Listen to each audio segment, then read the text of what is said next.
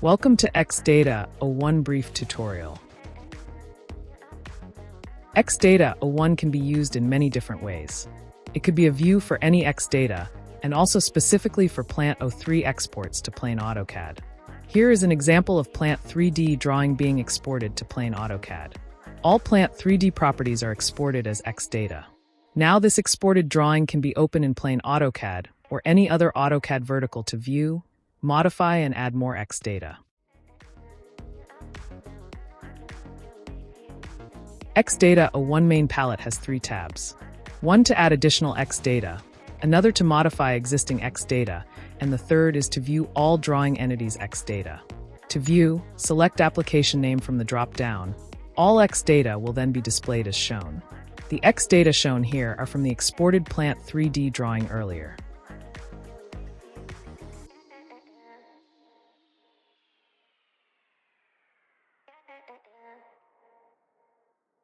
The Modify tab allows you to modify any XDATA values stored in AutoCAD entities, whether they were added using XDATA01 or using the regular AutoCAD XDATA command. Simply select any entity, and then the XDATA stored in it is displayed. Now you can modify its value and click the Update button to apply the changes. You can also delete selected entities XDATA.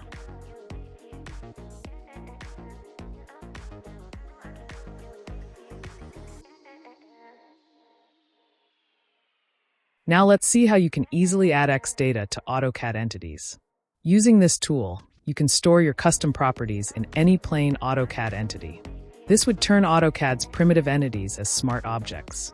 You can apply the same custom properties to one or many AutoCAD entities at a time. You can keep adding various data types to the selected entities. Once you are done, use the Apply button to complete the operation.